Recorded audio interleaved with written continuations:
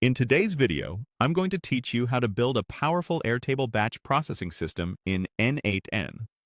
We'll set up a workflow that can insert new records, update existing ones, and perform upserts so you update if a match is found and create if it isn't.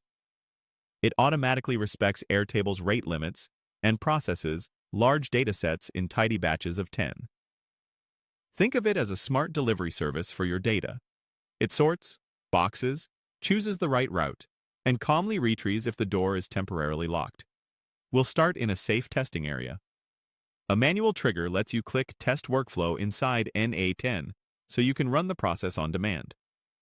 A debug helper generates sample data, which is perfect for practicing without connecting real sources yet. Then a set node defines the exact fields you want to send to Airtable. Be sure your field names match your Airtable columns exactly, including capitalization and spelling.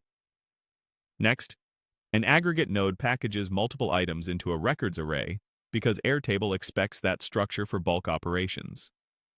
Finally, an execute workflow node hands off to a dedicated subprocess called Airtable batch processing, passing the base and table, the mode you want to run, any fields to merge on for upserts, and the records themselves. Keeping this logic in a subprocess makes everything reusable and clean.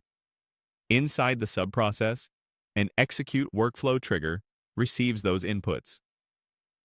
A split-out node temporarily breaks the big array into individual items so we can regroup them correctly.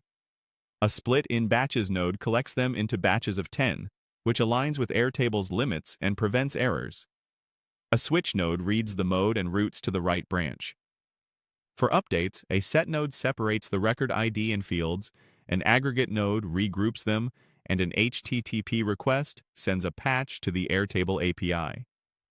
For inserts, a set node formats new rows, an aggregate node bundles them, and an HTTP request sends a post. For upserts, the flow formats and groups the records, then calls patch with perform upsert, so existing records are updated and new ones are created. Rate limit protection is built in. If nodes watch for status code 429. If it appears, the workflow waits 5 seconds and retrieves. There's also a small 0.2 second delay between batches to stay under the radar. After all batches finish, a code node merges created, updated, and processed records into one clean result for the calling workflow. Use this for syncing CRM data, importing form submissions, updating inventory, or migrating data. It's reliable, scalable, and production-ready. In the next video, we'll connect this to webhooks, forms, AI agents, or even full CRM systems.